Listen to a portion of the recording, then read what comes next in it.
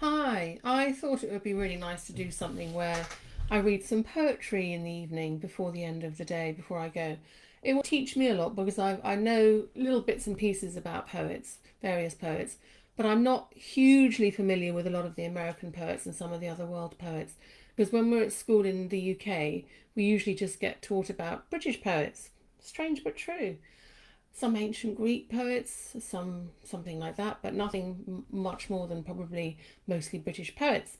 So I thought it'd be quite nice to do a little bit of a poetry thing every day. So I'm going to do some readings from some of my favourite poets. One of them actually is Robert Frost.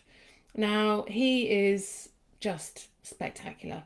And in my first book, An Apothecary of Art to Soothe Your Soul, I quoted his fabulous poem, which I'm going to read to you now. It's The Road Not Taken. But just to say, Robert Frost was born in 1874. He died in 1963. He was an American poet, really, really revered throughout the world. Super brilliant, great mind, and absolutely fantastic. He was born in San Francisco. His father was from New England, and he didn't get to go to New England until he was about 12, apparently. He has this kind of astonishing original voice, which for me really typifies the best of some of my favourite American poets. And I think he's sort of not in a class of his own, but he's certainly up there. And so I'm going to read a few of his poems today, starting with. Can I start with The Road Not Taken? I hope so. I hope I've got it here. The Road Not Taken. So, The Road Not Taken by Robert Frost. I'm just going to have a little sip of water. Two roads diverged in a yellow wood, and sorry I could not travel both, and be one traveller. Long I stood, and looked down one as far as I could to where it bent in the undergrowth. Then took the other as just as fair, and having perhaps the better claim, because it was grassy and wanted wear, though as for the passing there, had worn them really about the same. And both that morning equally lay, in leaves no step had trodden back. Oh, I kept the first for another day, yet knowing how way leads on to way, I doubted if I should ever come back. I shall be telling this with a sigh, somewhere ages and ages hence.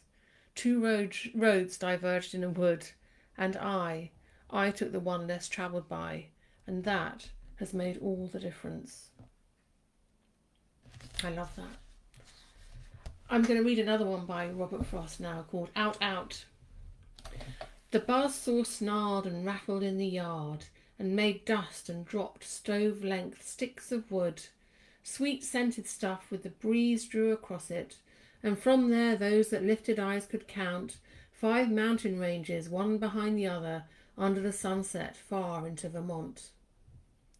And the saw snarled and rattled as it ran light or had to bear a load, and nothing happened. Day was all but done. Call it a day, I wish they might have said, to please the boy by giving him the half hour that a boy counts so much when saved from work. His sister stood beside them in her apron to tell them supper. At the word, the saw, as if to prove saws knew what supper meant, leaped out at the boy's hand, or seemed to leap. He must have given the hand. However it was, neither refused the meeting, but the hand. The boy's first outcry was a rueful laugh as he swung toward them, holding up the hand, half in a pill, but half as if to keep the life from spilling. Then the boy saw all, since he was old enough to know, big boy doing a man's work, though a child at heart. He saw all spoiled. Don't let him cut my hand off, the doctor, when he comes. Don't let him, sister. So, but the hand was gone already. The doctor put him in the dark of ether. He lay and puffed his lips out with his breath, and then the watcher at his pulse took fright. No one believed. They listened at his heart. Little less nothing, and that ended it. No more to build on there. And they, since they were not the one dead, turned to their affairs. Well, that's pretty cruel. I haven't read that one before. Blimey, oh God, golly gosh, is all I can say. That's a bit nasty. Let's read something a little bit more, well, just a little bit something else. Mending Wall. I'm going to read Mending Wall by Robert Frost. Something there is that doesn't love a wall, that sends the frozen ground swell under it, and spills the upper boulders in the sun, and makes gaps even two can pass abreast. The work of hunters is another thing. I have come after them and made repair where they have left not one stone on a stone. But they would have the rabbit out of hiding, to please the yelping dogs, the gaps, I mean. No one has seen them made or heard them made, but at spring mending time we find them there. I let my neighbour know beyond the hill, and on a day we meet to walk the line and set the wall between us once again. We keep the wall between us as we go, to each the boulders that have fallen to each, and some are loaves and some so nearly balls we have to use a spell to make them balance. Stay where you are until our backs are turned. We wear our fingers rough with handling them. Oh, just another kind of outdoor game, one on a side. It comes to little more. There where it is we do not need the wall. He is all pine and I am apple orchard. My apple trees will never get across and eat the cones under his pines, I tell him. He only says good fences make good neighbours. Spring is the mischief in me, and I wonder if I could put a notion in his head. Why do they make good neighbours? Isn't it where there are cows? But here there are no cows. Before I built a wall, I'd ask to know what I was walling in or walling out, and to whom I was like to give offence. Something there is that doesn't love a wall, that wants it down, I would say. Elves to him. But it's not elves exactly, and I'd rather he said it for himself. I see him there, bringing a stone grasped firmly by the top in each hand, like an old stone savage armed. He moves in darkness, as it seems to me, not of woods only and the shade of trees.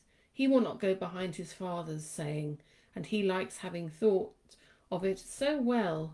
He says again, good fences make good neighbours. I'm not sure if good fences do make good neighbours, actually. I'm not sure about that. Okay, I'm going to read one more from Robert Frost. Stopping by woods on a snowy evening. Whose woods these are, I think I know. His house is in the village, though. He will not see me stopping here to watch his woods fill up with snow. My little horse must think it queer to stop without a farmhouse near, between the woods and frozen lake, the darkest evening of the year. He gives his harness bells a shake, to ask if there is some mistake. The only other sounds the sweep of easy wind and snowy flake. The woods are lovely, dark and deep, but I have promises to keep, and miles to go before I sleep, and miles to go before I sleep. I'm going to read that one again because I like that one. It was a bit more upbeat. Whose woods these are, I think I know. His house is in the village, though. He will not see me stopping here to watch his woods fill up with snow. My little horse must think it queer to stop without a farmhouse near, between the woods and frozen lake, the darkest evening of the year. He gives his harness bells a shake, to ask if there is some mistake. The only other sound the sweep of easy wind and downy flake. The woods are lovely, dark and deep, but I have promises to keep, and miles to go before I sleep, and miles to go before I sleep. Interesting. Right, let's see, who else shall we read something of today? Let's have a woman. This is a woman I don't know. She may be, is she? Oh, she's from London. I've never heard of her. Charlotte Mew, 1869 to 1928. She was one of Thomas Hardy's favourite writers, apparently, and she was very interested in the beginning of, she's very, very prominent apparently in the beginning of early 20th century women's writing, and her life was neither easy nor happy. She was relatively well-to-do. She travelled in frequently. France particularly marked her imagination. Despite her reticence, she urgently needed to express something, the nature of which herself she didn't completely grasp. So I'm going to read one of her poems. I've never read her work before. So let's have a little go. Charlotte Mew. This is called Fame. Let's see if this has something interesting to tell us. Fame. Sometimes in the overheated house, but not for long, smirking and speaking rather loud, I see myself among the crowd when no one fits the singer to his song, or sifts the unpainted from the painted faces of the people who are always on my stare. They were not with me when I walked in heavenly places, but could I spare in the blind earth's great silences and spaces, the din, the scuffle, the long stare, if I went back and it was not there? Back to the old known things that are the new, the folded glory of the gorse, the sweet briar air, to the larks that cannot praise us, knowing nothing of what we do, and the divine wise trees that do not care. Yet to leave fame still with such eyes and that bright hair, God, if I might, and before I go hence take her stead to our tossed bed. O little dream, no matter how small, how wild. Just now I think I found it in a field, under a fence, a frail dead newborn lamb, ghostly and pitiful white, a blot upon the night, the moon's dropped child. Oh, I think that's rather lovely. I think that's lovely. One little dream. Oh, I'm going to read the last bit. And the divine wise trees that do not care, yet to leave fame still with such eyes and that bright hair. God, if I might, and before I go hence, take in her steed to our tossed bed. One little dream, no matter how small, how wild. Just now I think I found it in a field, under a fence, a frail dead newborn lamb, ghostly and pitiful and white, a blot upon the night, the moon's dropped child. Oh, that's a bit sad, isn't it? Oh, how does that make you feel? It makes me feel a little bit sad. Ah, sweet little lamb, dead little lamb, a blot upon the night, a moon's dropped child. I remember when I first came to England and we moved to this little cottage in Kent. Actually, it was East Sussex, in a little village called Mayfield. And it was one of those little black and white cottages, and it had floors that sort of went down like that. And I can remember everything. I've said this before. Everything was icy cold. It was freezing cold. Really, really, really frozen. Frozen. And there were fields at the back of the cottage.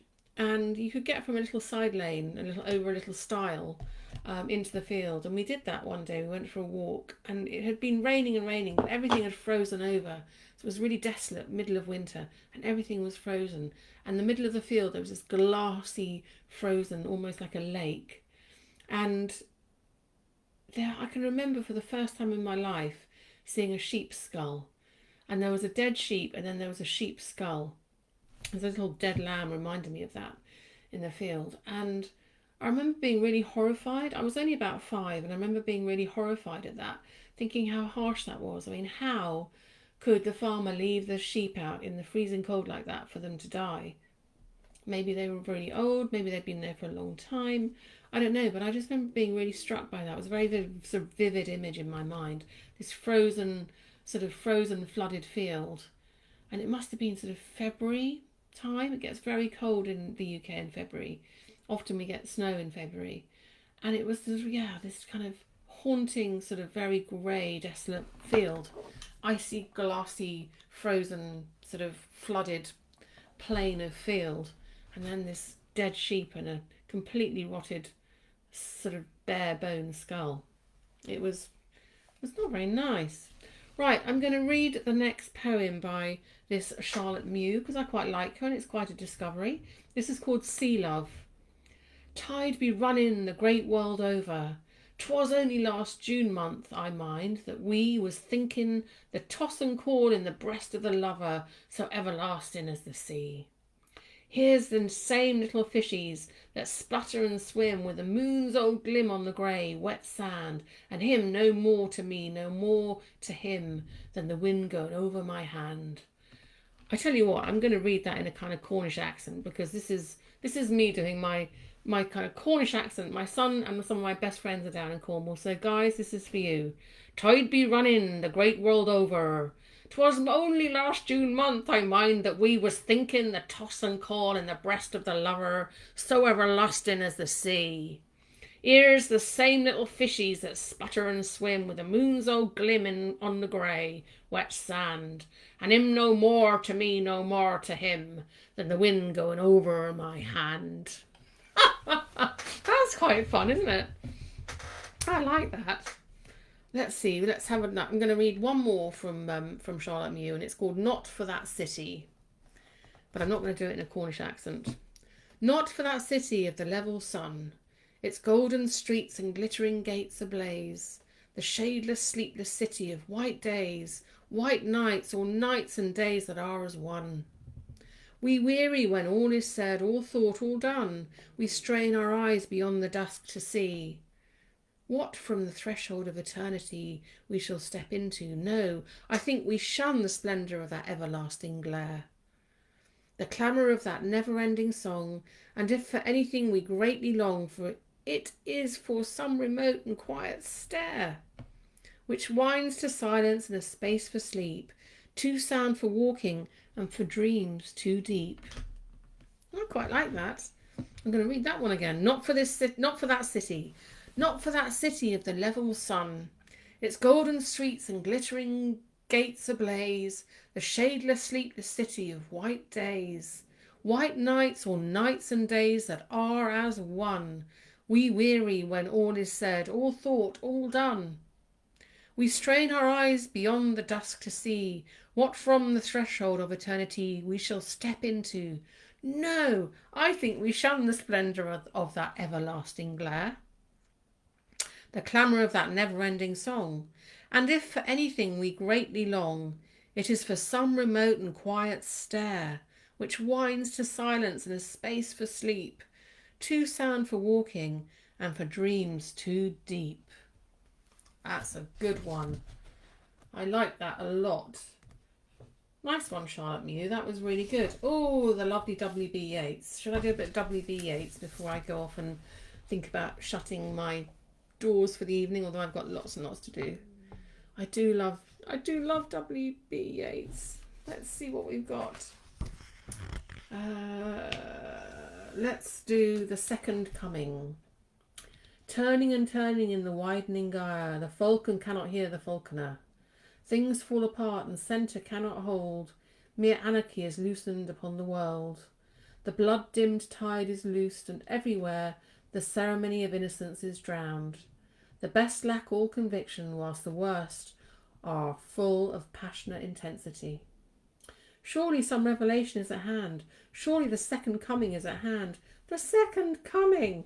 Hardly are those words out when a vast image out of the spiritus mundi troubles my sight. Somewhere in sands of the desert, a shape with a lion body and a head of a man, a gaze blank and pitiless as the sun, is moving its slow thighs, while all about it reel shadows of the indignant desert birds. The darkness drops again, but now I know that 20 centuries of stony sleep were vexed to nightmare by a rocking cradle. And what rough beast, its hour come round at last, slouches towards Bethlehem to be born? Interesting. Let's have a look and see who else we can read. Let's have a little read. Let's have a little look. Let's go a little further into some modern poems, shall we? Some modern poetry. Let's see. Oh, let's do some Dylan Thomas. I do like a bit of Dylan Thomas. Do not go gentle, one of my favourite poems. Dylan Thomas. Do not go gentle into that good night. Old age should burn and rave at close of day. Rage, rage, against the dying of the light. Though wise men at their end know dark is right, because their words had forked no lightning they, do not go gentle into that good night.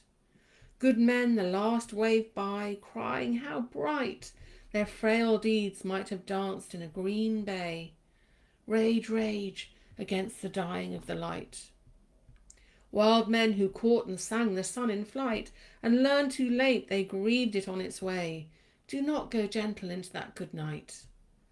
Grave men near death who see with blinding sight, blind eyes could blaze like meteors and be gay, rage, rage against the dying of the light. And you, my father, there on that sad height, curse bless me now with your fierce tears, I pray. Do not go gentle into that good night. Rage, rage against the dying of the light. That's a good one. I love that one. And I'm going to read a refusal. I'm going to read The Hand That Signed. The hand that signed the paper felled a city. 5 sovereign fingers taxed the breath. Doubled the globe of dead and halved a country. These 5 kings did a king to death. The mighty hand leads to a sloping shoulder. The finger joints are cramped with chalk. A goose's quill has put an end to murder. That put an end to talk. The hand that signed the treaty bred a fever, and famine grew and locusts came. Great is the hand that holds dominion over man by a scribbled name. The 5 kings count the dead, but do not soften the crusted wound nor stroke the brow. A hand rules pity as a hand rules heaven. Hands have no tears to flow. That's very true, isn't it? We live in a cruel world, dominated by people, mostly men, who decide whether or not we're going to fight each other, I suppose. It's not good. Right, let's have a look at... Oh, this looks like an interesting modern poem by a chap called Edwin Morgan. Now, who is this Edwin Morgan? I'm probably being very silly here. Edwin Morgan served in the Royal Army. He's obviously British, I would imagine. What I love about dormice is their size. This is called A Few Things. What I love about dormice is their size. What I hate about rain is its sneer. What I love about Brattak Gorm is its unflappability. What I hate about scent is its smell. What I love about newspapers is their Etoan shriddle. What I hate about philosophy is its pursed lip. What I love about Rory is his old grouse. What I hate about Pam is her pinky. What I love about semi-precious stones is their preciousness. What I hate about diamonds is their mink. What I love about poetry is its iron engine. And what I hate about hogs is their cité. What I love about love is its porridge spoon. What I hate about hate is its eyes. What I love about hate is its salts. What I hate about love is its dog. What I love about Hank is his string vest. What I hate about the twins is their 3 gloves. And what I love about Mabel is her teeter. What I hate about gooseberries is their look, feel, smell and taste. What I love about the world is its shape. What I hate about a gun is its lock, stock and barrel. And what I love about bacon and eggs is its predictability. What I hate about derelict buildings is their reluctance to disintegrate. What I love about a cloud is its unpredictability. What I hate about you, chum, is your china. And what I love about many waters is their inability to quench love. That's a good one. I think I might read that again. What I love about dormice is their size. What I hate about rain is its sneer.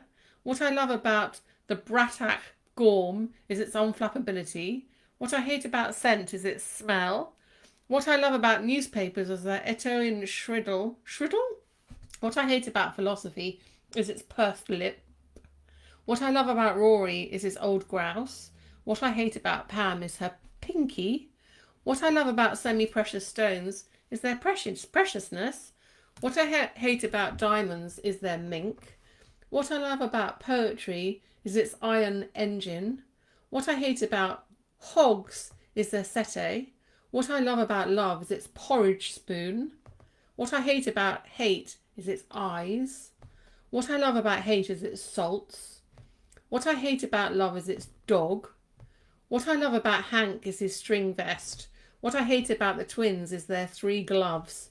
What I love about Mabel is her teeter.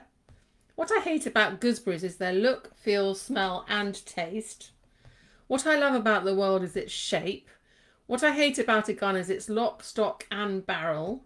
What I love about bacon and eggs is its predictability.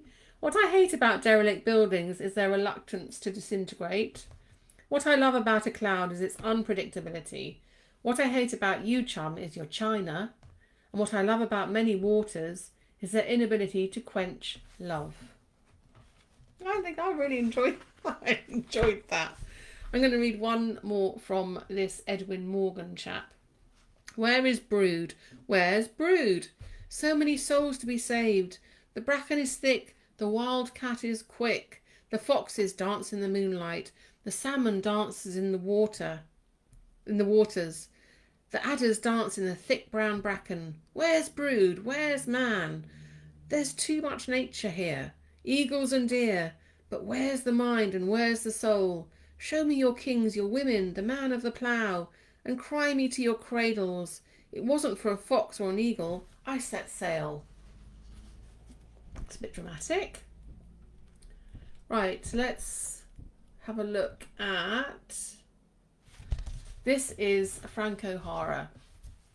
We'll do two more poems. This is by Frank O'Hara, and it's called Why I Am Not a Painter. I am not a painter. I am a poet. Why? I think I would rather be a painter, but I'm not.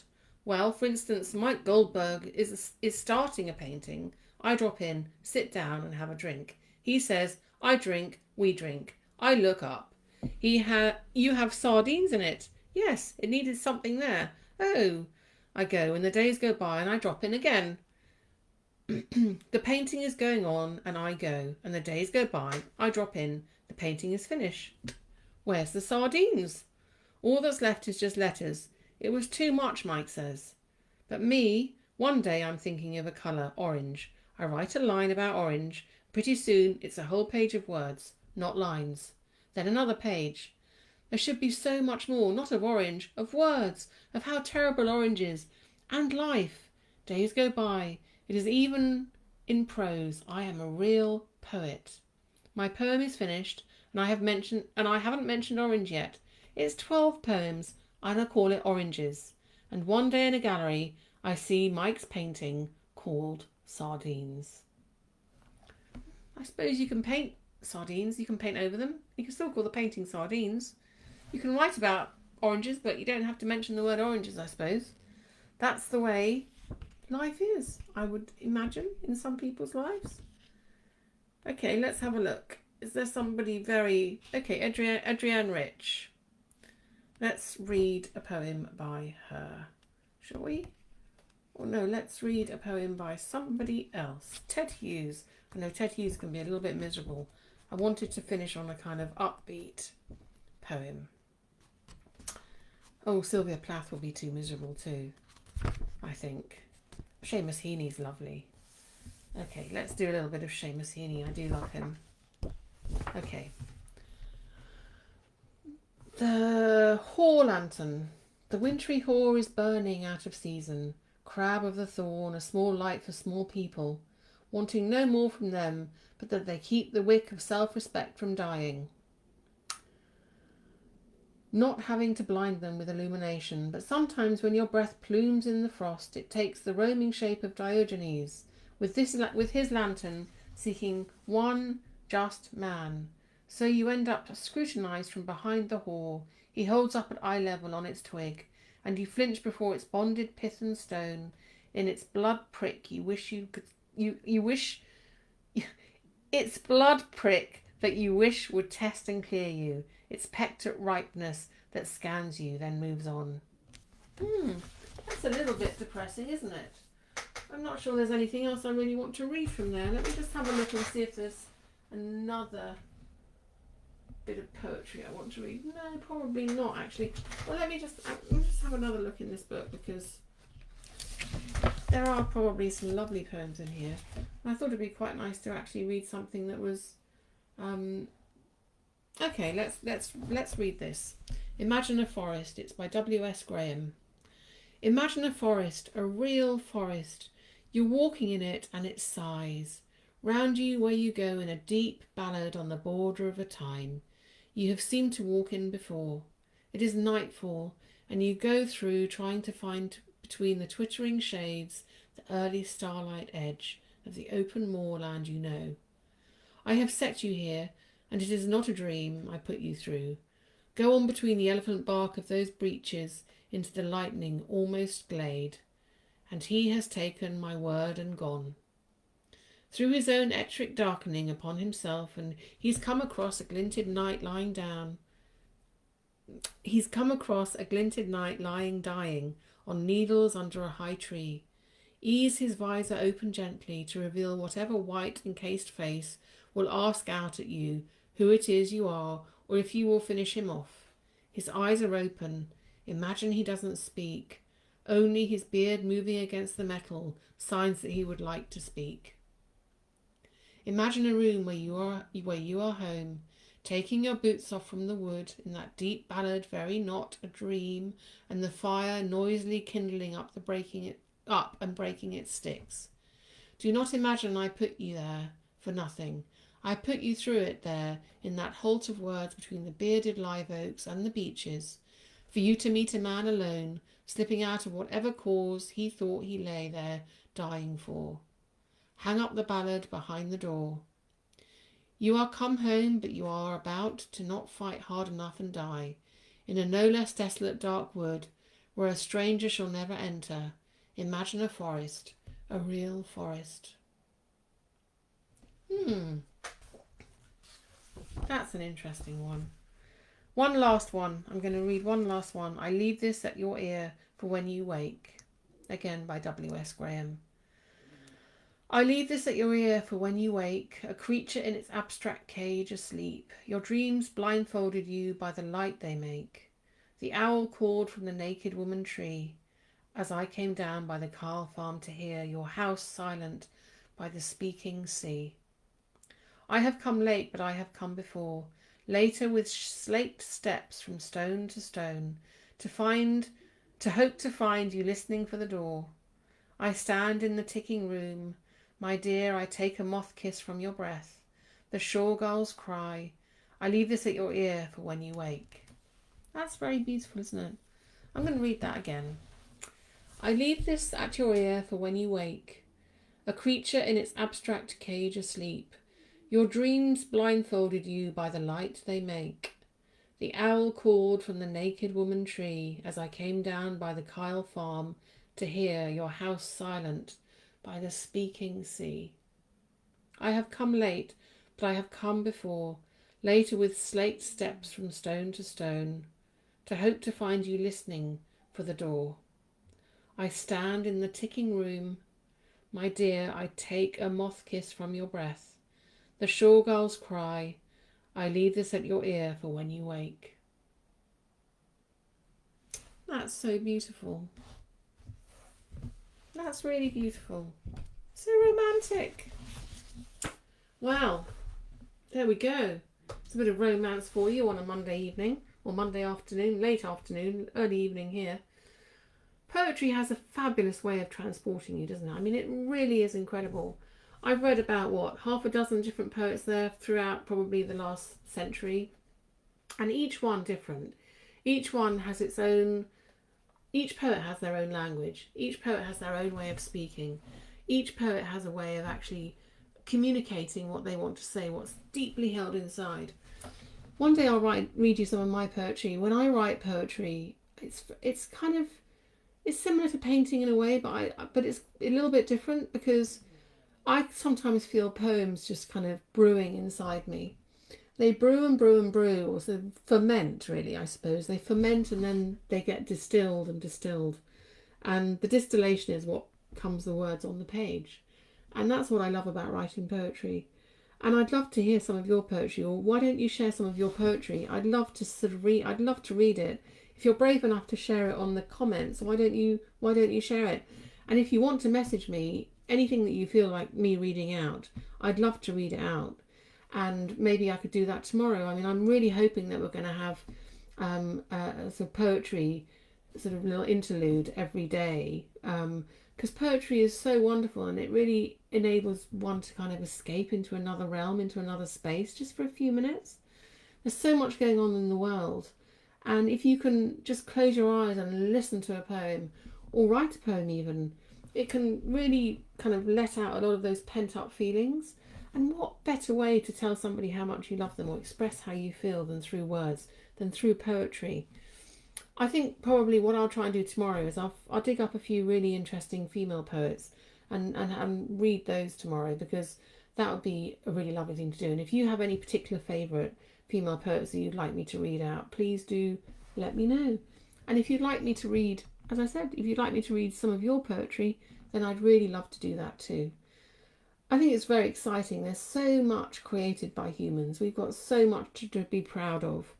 Although we go around destroying civilization after civilization throughout history, every so often there's a sort of a trailblazer in the creative arts, whether it's in, well, it's in everything from, science all the way through to inventors, explorers, whatever it is. I mean, fantastic ages through history. But there always seems to be a trailblazer poet or artist, or people who are fantastic authors, and people that are true inspiration to everybody. So I'd love to hear what your true inspirations are, and we can share them here. I'm going to make this a kind of a regular thing, and now my Wi-Fi is back up and running. It's great to have proper Wi-Fi and not to be glitchy. I hope this isn't too glitchy for you. And now I'm feeling a lot better. I've got energy to do it as well. So anyway, lots and lots of love. I'm going to go, it's very dull outside. I'm going to go and do boring things like get my laundry in from the washing line before it gets too cool outside. I'm going to put my feet up. I'm going to pour myself a nice long tall glass of pomegranate cordial, because that's my favourite drink at the moment, and think about what I'm going to have for supper. And I hope you have a lovely evening, and I hope that you enjoy whatever it is that you're going to do for the rest of your day, wherever you are in the world. And I just want to say how grateful I am to everyone. You've been so supportive through me coming through my recovery. I'm feeling so much better and so much healthier after I had my horrible flare-up, which was about 2 weeks ago now. And I just want to say thank you to everybody. It really means an awful lot to me. And I never feel lonely when I've got you guys to talk to. It's just wonderful. So have a fabulous evening, whatever you're doing. And I will... Let me just take a look at the comments, because there's a few comments here. I'm going to do it on my phone because it's always a nightmare trying to do it online while the live thing is up. So let's just have a little look and see what these comments are here from people. I hope they're nice comments. So Melissa says, could I share the book that I'm reading? Oh, Melissa, here we go. This is the book I'm reading from. It's The Great Modern Poets. So, yeah, I hope that, let me just turn the sound off here. So I hope that you can get hold of this. It's quite an old book. I've had it for a while. It's really good. It's got lots of different poets in it. And it's old, so old, in fact, that it's even got a CD in it. So you can listen to them as well if you still have a CD player. So yeah, it's a really good really good book. It's published by Quercus Poetry. So yeah, it's a good book. I bought it probably about 10 years ago. So that's the name of that book, but I'll write it down. I'll write it in the feed for you. So we've got Annie says the Dylan Thomas poem is awesome. Yeah, it's fantastic. It's one of my absolute favourites. I love that. I think that's something I'll probably read at my father's funeral. Actually, it's just fantastic. Yeah, Veronica's like, but I love the gooseberries, which are almost impossible to find here in Vancouver Island. I love gooseberries. Sometimes you can buy gooseberries. You can buy the very pale pink coloured gooseberries if you're very fortunate. They have quite a short season here.